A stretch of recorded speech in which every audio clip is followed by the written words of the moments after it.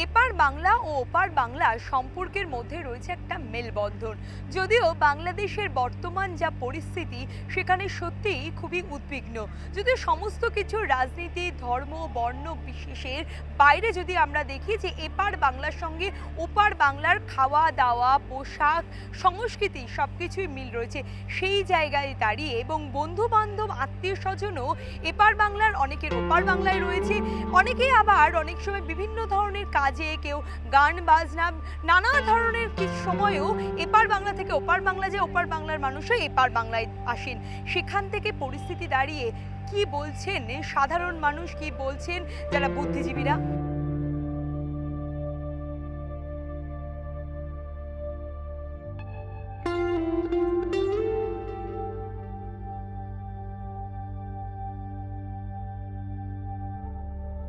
আমার আত্মীয় স্বজন, বন্ধু বান্ধব টুকটাক ছড়িয়ে ছিটিয়ে সারা বাংলাদেশ জুড়েই আছে।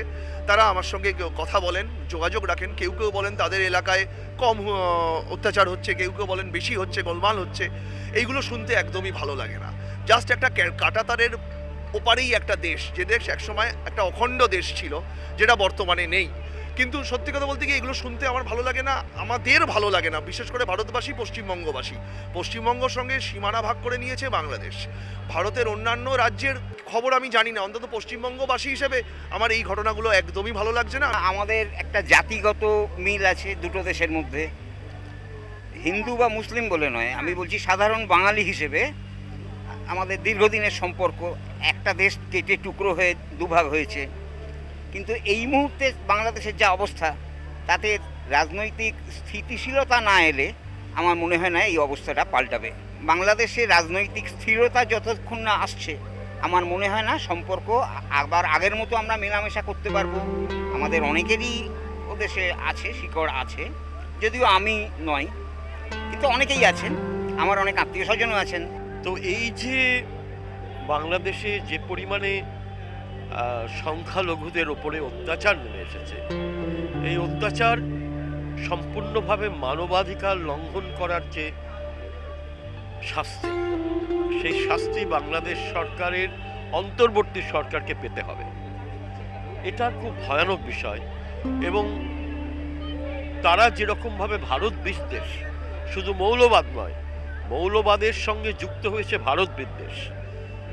কেন এত ভারত বিদ্বেষ? আমরা কি করেছি? আমি একজন শিল্পী, আমি একজন ভাস্কর, আমি ওদেশে গেছি, শিল্প দুটো আদান প্রদান হয়েছে একটা সময়, এবং এখনও প্রচুর বন্ধু শিল্পীরা আছেন। যে ঘটনাটাগুলো ঘটছে, জানেন, এরকম কষ্টটা কিন্তু কোনোদিন হয়নি। যত নিউজে দেখি না, কেমন একটা বুকের মধ্যে একটা চাপা একটা কষ্ট হয়। এই কষ্টটা এটা না হওয়াই ভালো।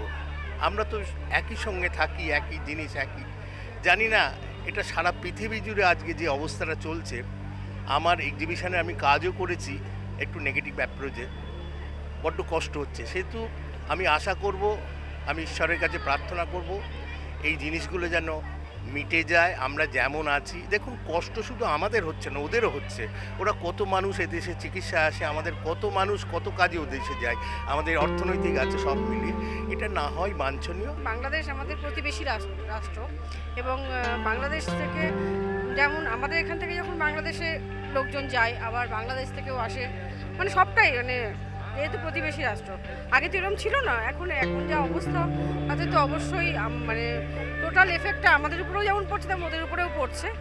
অবশ্যই বাংলাদেশে কোনো সিনেমা যখন আসেনি, বা ওরাও হয়তো কেউ আসতেও পারেনি এখানে, এটাই হচ্ছে ব্যাপার। এটা খুবই দুঃখজনক যে এরকম একটা সংস্কৃতিবান দেশ যেটি ছিল বলতে হচ্ছে এখন, যে আমরা যারা বাংলা গান নিয়ে কি বাংলা সংস্কৃতি নিয়ে কাজ করি, আমরা ওপার বাংলাতে গিয়ে খুব প্রাণ ভরে একটা নিঃশ্বাস নিতাম। কারণ মানুষজনের ভালোবাসা, মানুষজনের আকর্ষণ সাহিত্য, শিল্প, সংস্কৃতির প্রতি মন ভরিয়ে দিত, কিন্তু এখন সবই সেটা পাস্ট টেন্স হয়ে গেছে বা বলতে হচ্ছে। এটাই সব থেকে দুঃখের। আশা করি সব কিছু ঠিক হয়ে যাবে, কারণ আমরা এবং আমাদের মতো শুভবুদ্ধি সম্পন্ন মানুষ যারা ওই দেশেও আছেন, আমার বন্ধু বান্ধব, ফ্যান ফলোয়ার্স, সবারই মনে কিন্তু খুব দুঃখ।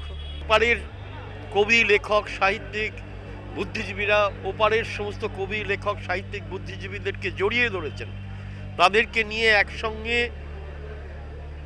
মোকাবিলা করেছে। স্বাধীনতা নিয়ে এসেছেন, সেই ভারত সম্পর্কে এত বিদ্বেষ। দুটো বাংলা, বাংলাদেশ এবং ভারতবর্ষ, এই যে দু ধরনের সংস্কৃতি প্রচণ্ডভাবে আঘাত পাচ্ছে, এবং সেটা কিন্তু বাংলাদেশের কিছু অমানবিক মানে অভদ্র ধরনের কতগুলো ঘটনার পরিপ্রেক্ষিতে।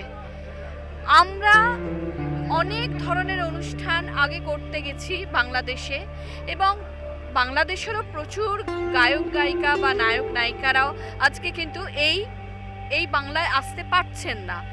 এই অসুবিধার জন্যই ধর্ম বর্ণ বিদ্বেষে আমার মনে হয় যে আমাদের রক্ত তো একটাই, সে হিন্দু হোক মুসলিম হোক দু বাংলারই হোক, আমার মনে হয় মোরা একই বৃন্তে দুটি কুসুম, হিন্দু মুসলমান। যে পরিস্থিতি চলছে সেটা খুব উদ্বেগজনক, এইটুকু বলতে পারি। কিন্তু আমার পক্ষে তো একটা দেশ নিয়ে বলা সম্ভব নয়। এটা ভীষণ খারাপ লাগছে, কারণ ওরা আসতে এপারে আমাদের এখান থেকে যেতেও পারে, সেটা তো বন্ধ হয়ে গেল। কবে আদৌ চালু হবে কিনা বোঝা যাচ্ছে না। এটা খুবই কষ্টের। আমরা যারা ওয়েস্ট বেঙ্গলের, আমাদের কিন্তু একটা ব্যথার জায়গা তৈরি হলো যে সেই এক বাংলাকে কিন্তু আমরা আর দেখতে পাচ্ছি না, এবং সেখানকার মানুষদের কেন এত অসহিষ্ণুতা, এটাও আমাদের কাছে একটা প্রশ্ন। আসলে সংস্কৃতির কথা যদি বলি, সংস্কৃতি কিন্তু কোনো আন্তর্জাতিক সীমানা মানে না।